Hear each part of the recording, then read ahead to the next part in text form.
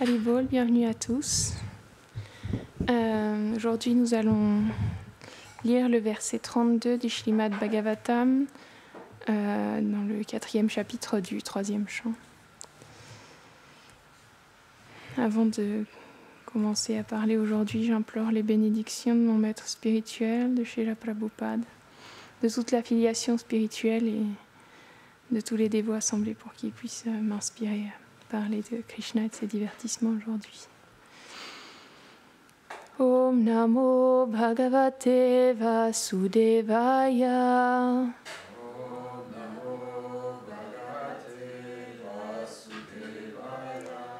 Om Namo Bhagavate Vasudevaya. Om Namo Bhagavate Vasudevaya. Om Namo Bhagavate Vasudevaya.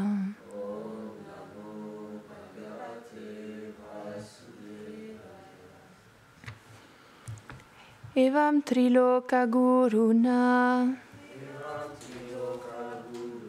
Sandishta Shabda Yonina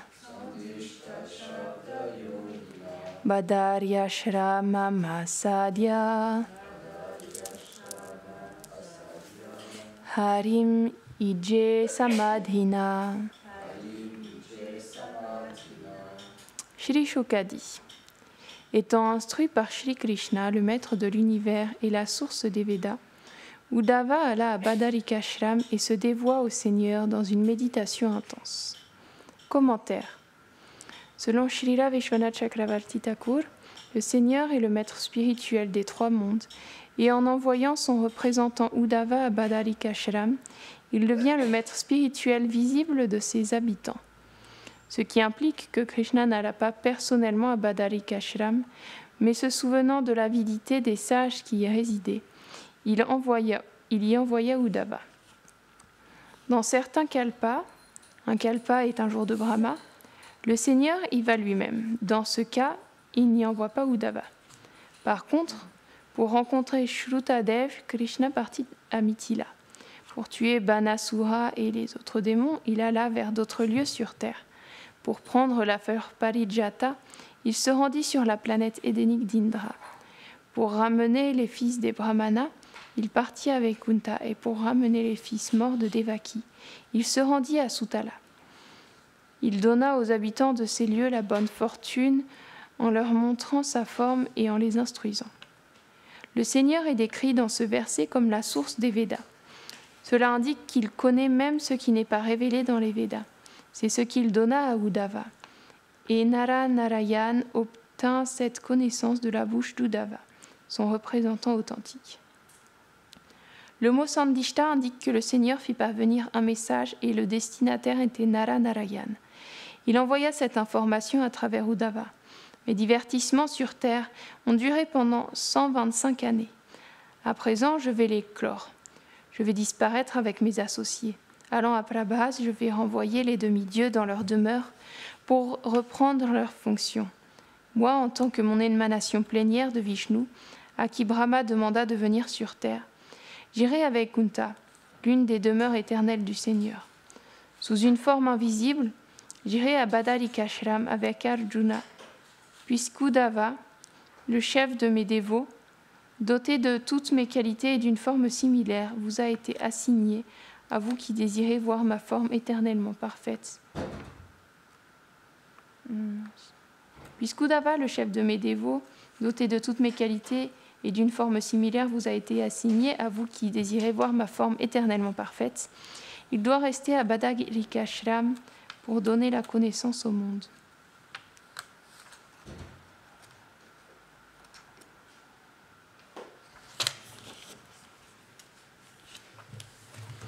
Om Agyanati Mirandasya Gyananjana Sharakeya Shakshurun Miritam Yena Taisme Shri Gurave Namaha.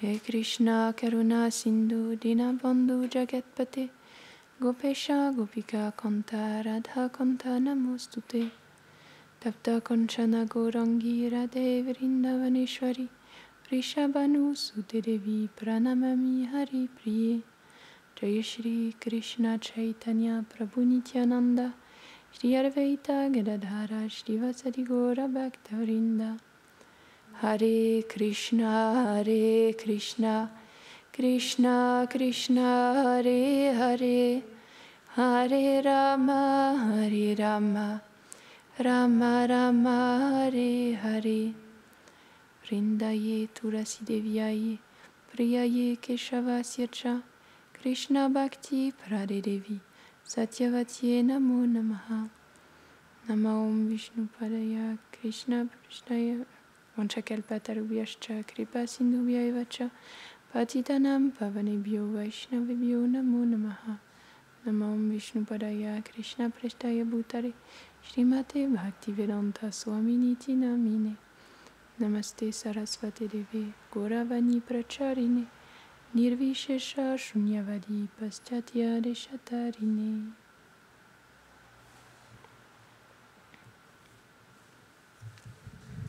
C'est intéressant de voir dans ce verset, dans cette teneur et portée, que parfois le Seigneur suprême, il se rend lui-même là où il y a ses dévots pour leur donner son association, la connaissance.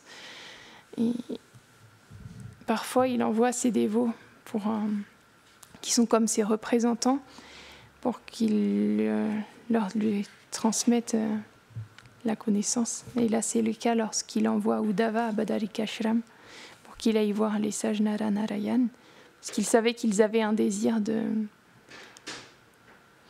d'obtenir je ne sais plus comment c'est dit exactement,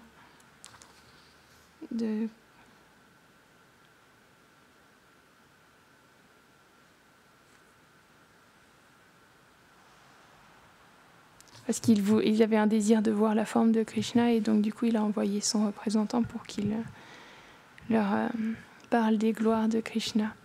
Et vu que son associé, pardon, je ne sais plus ce que j'ai dit, ouais. Je sais pas, c'est pas grave. Il leur a envoyé son cher associé Uddhava, qui est son ami très cher, et à qui il a donné toute la connaissance. De la même manière qu'il a donné la connaissance à Arjuna sur le champ de bataille, lorsque il a clos ses divertissements, Krishna, alors qu'il était allongé au pied d'un arbre, je ne sais plus si c'était un arbre pipala ou un pied d'un arbre, je ne me rappelle plus de la sorte d'arbre. Lorsqu'il allait cesser ses divertissements dans ce monde, il y a Uddhava qui est venu lui parler, et Krishna il lui a transmis toute cette connaissance qu'il avait transmise aussi à Arjuna. Et après il lui a dit d'aller... Uddhava il n'est pas retourné il n'a pas suivi Krishna, on va dire, dans le fait de quitter les divertissements manifestés de cette manière-là. Il est resté sur terre pour pouvoir partager les gloires de Krishna, notamment à Badarikashram, comme il est partagé ici. Et donc c'est comme ça que le Seigneur fait pour pouvoir transmettre ses gloires. Parfois il vient lui-même, parfois il envoie ses dévots. De cette manière-là, c'est expliqué que il avait dit lorsque... je ne sais plus où c'est dit, mais que le Seigneur Chaitanya Mahaprabhu, il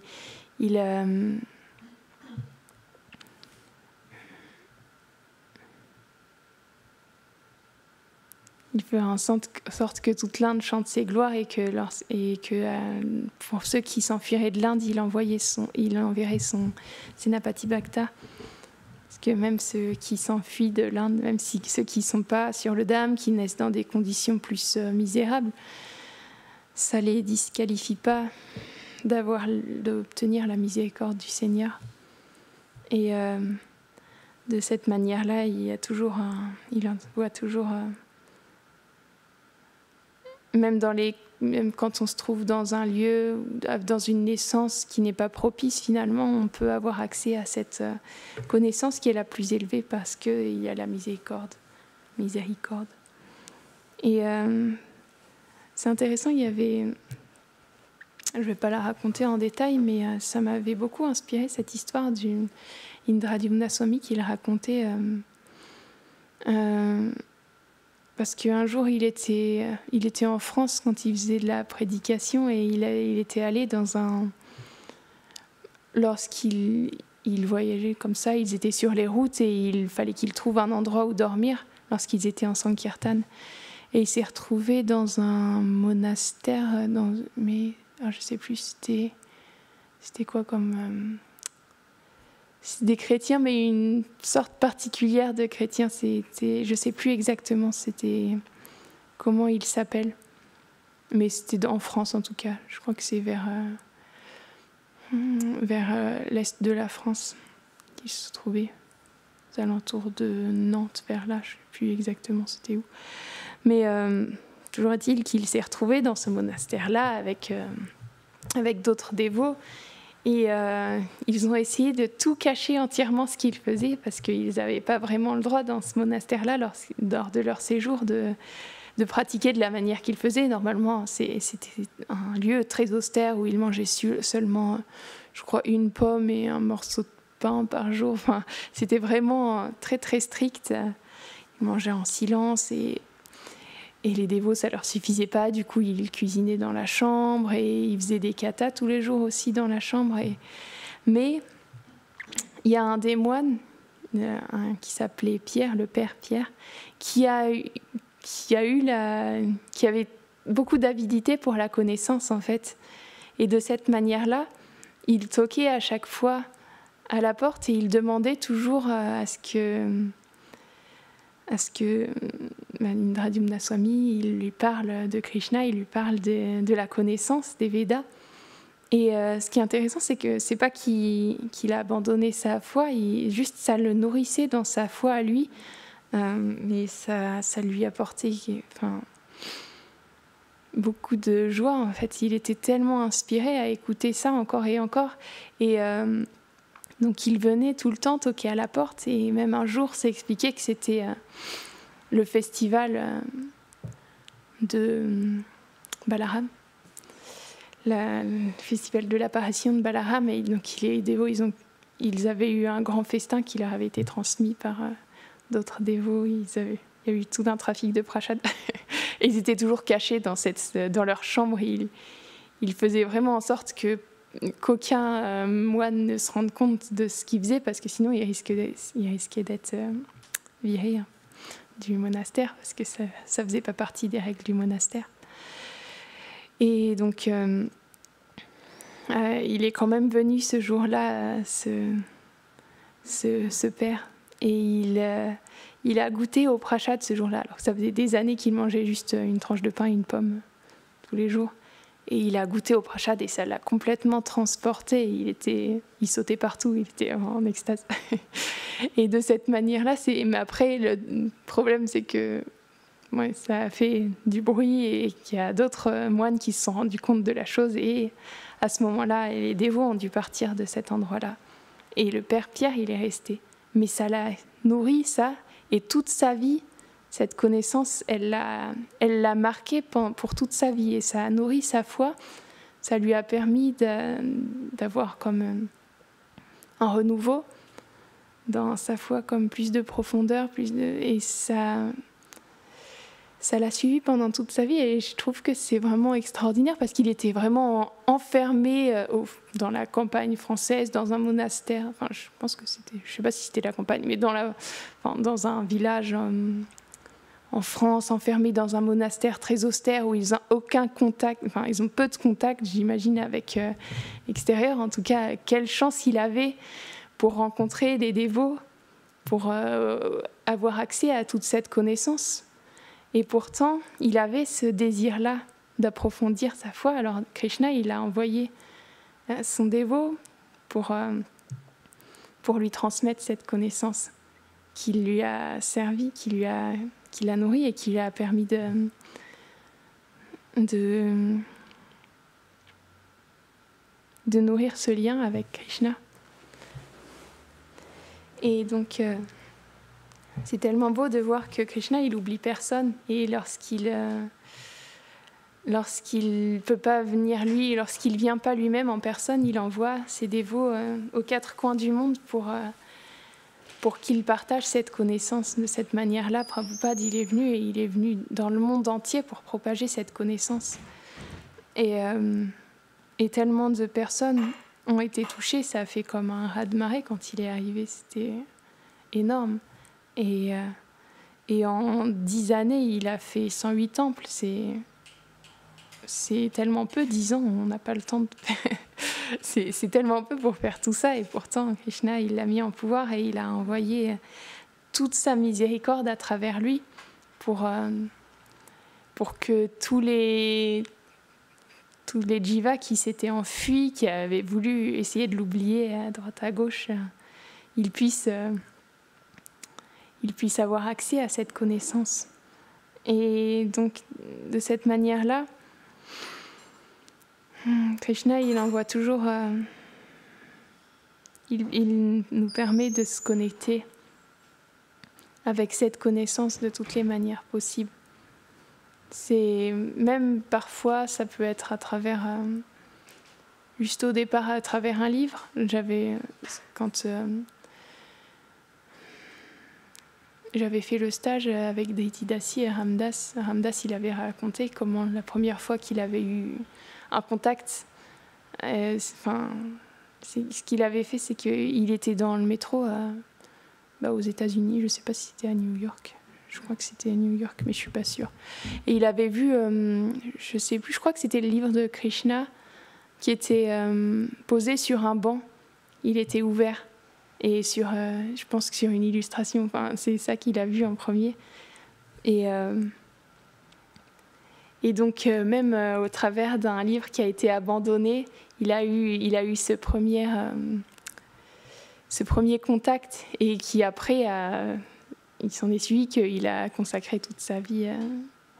Après, il est devenu un disciple de Srila Prabhupada, et il a été engagé à peindre pour lui, et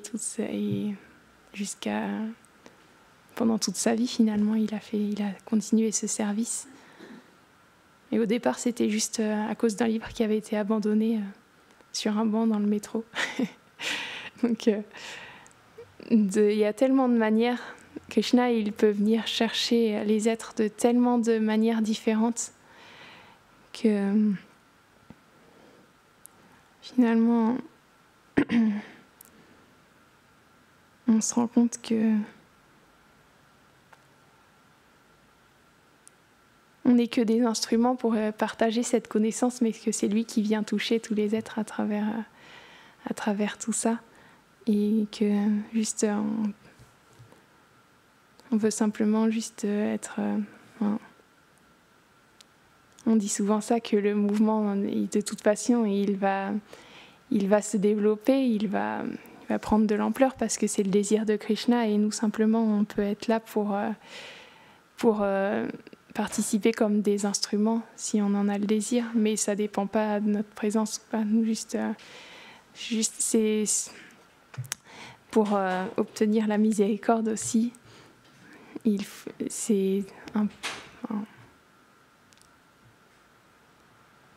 Ça nous permet le fait d'avoir accès à cette miséricorde. Oh mince, j'arrive pas à formuler ma pensée. On a eu accès à cette miséricorde, et pour rembourser cette dette, on veut simplement être des instruments, et pour pouvoir obtenir aussi toujours la miséricorde des dévots, on veut les aider à accomplir leur mission, la mission que leur ont donnée leur maître spirituel, la mission que Krishna leur a donnée, de pouvoir partager toute cette connaissance transcendantale, pour pouvoir permettre aux êtres de se connecter avec Krishna. C'est expliqué que sur les planètes de Brahma, là où vivent les grands sages, il n'y a aucune souffrance, mais la seule souffrance qu'ils ont, c'est de voir comment les êtres, dans ce monde matériel, ils oublient leur lien avec Krishna. Ils sont juste dans l'oubli de leur réalité, ils sont simplement absorbés dans la misère de ce monde matériel. Essayer de chercher le bonheur là où il n'existe pas. Et donc, de cette manière, ils sont extrêmement compassionnés. Ils viennent, ils participent pour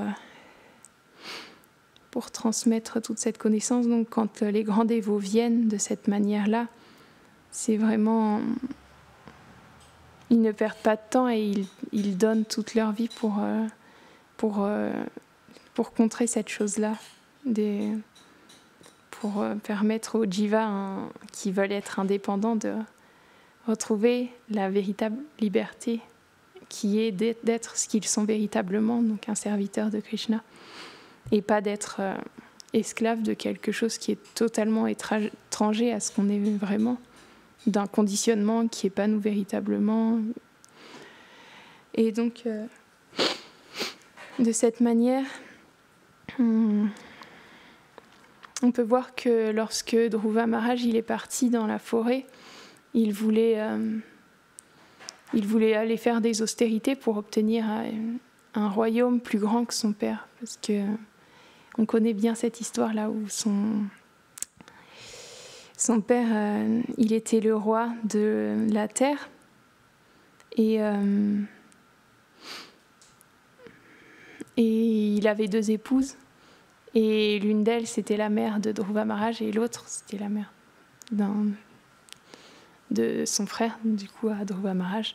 Mais la reine favorite du roi, c'était pas la mère de Dhruva Maharaj, c'était l'autre. Et donc quand Dhruva Maharaj avait voulu s'asseoir sur les genoux de son père, le roi, il avait rien dit, mais la reine, elle avait dit que pour qu'il ait le droit de s'asseoir sur ses genoux, eh bien, il devait reprendre naissance en son ventre à elle, parce que c'était elle la reine favorite du roi. Donc Dhruva Maharaj, il avait été dévasté et sa mère, elle lui avait dit que oui, c'est la vérité, malheureusement. Et donc, ce qu'il avait fait, c'est qu'il était allé faire des austérités dans la forêt pour pouvoir obtenir un royaume plus grand que celui de son grand-père, même pas que son père. Et son grand-père, c'est Brahma. Donc, de cette manière-là, le Seigneur, lorsqu'il a vu ça, il a envoyé Narada Muni, son dévot, pour... Finalement, c'est lui qui est devenu le maître spirituel de Dhruva Maharaj. Et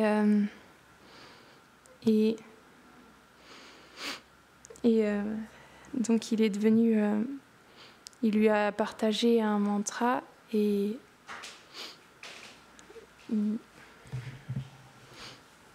Merci.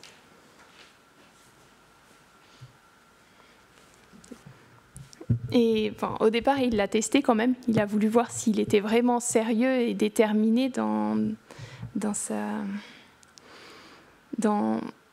Et il lui a dit simplement, oh, tu es tellement jeune, tu as simplement 5 ans, parce qu'il avait 5 ans à ce moment-là. Va simplement, retourne jouer, c'est pas un âge pour faire, pour faire tout ça. Mais donc Maharaj, il était déterminé. En plus, c'était un kshatriya, donc il était droit dans ce qu'il désirait. Il ne voulait pas dévier de ça. Et il lui a dit simplement, si tu ne peux pas m'aider, écarte-toi et je vais continuer. Et donc à ce moment-là, Narada Muni lui a dit de faire des austérités. Et il lui a décrit exactement le processus qu'il devait suivre et qu'il devait chanter Om Namo Bhagavate Vasudevaya.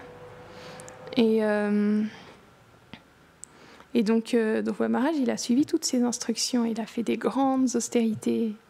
Et à la fin, il ne mangeait plus. À la fin, il ne respirait même plus. Et toute la création, elle s'est mise à suffoquer parce qu'il avait comme capturé le Seigneur dans son cœur et il avait arrêté de respirer. Donc, il y avait plus... L'air ne circulait plus dans la création. Alors, tous les êtres, ils ont commencé à s'affoler et les dévas, ils sont allés voir...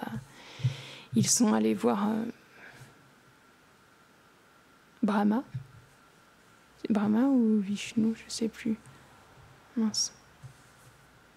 Généralement, ce qui se passe, c'est qu'ils vont voir Brahma et que Brahma va voir Vishnu. Je ne sais plus comment ça s'est passé exactement, parce qu'il y a beaucoup d'histoires qui sont similaires, alors je me mélange un peu dans tout ça. Mais bref, le Seigneur est apparu finalement devant Dhruva Maharaj. Il a disparu de son cœur et il est apparu devant lui. Et donc, quand Dhruva Maharaj il a vu le Seigneur, tous ses désirs ils sont partis. Il n'avait plus envie d'avoir un royaume plus grand que son père. Ça l'intéressait plus, simplement il était absorbé dans la beauté du Seigneur et il n'avait plus aucun désir pour lui, il voulait simplement vivre pour le Seigneur. Donc de cette manière-là, mais quand même, vu qu'il avait fait toutes ces austérités, le Seigneur suprême il lui a exaucé son désir qu'il avait eu, pour lequel il était venu en premier. Donc il lui a... par la suite, par contre, il est devenu roi, et à la fin de son règne, c'est expliqué, il a marché sur la tête de la mort et il s'est rendu sur un aéronef et il est allé à Dhruvaloka.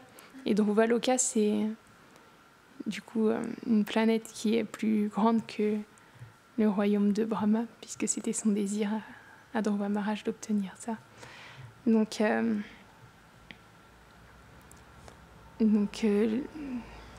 Krishna, il lui a permis d'accéder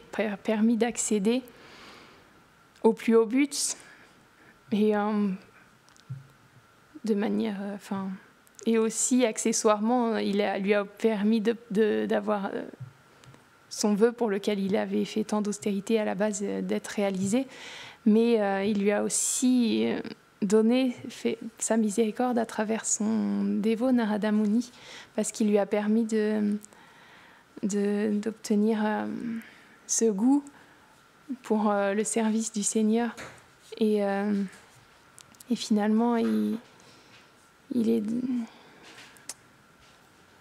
n'avait plus de...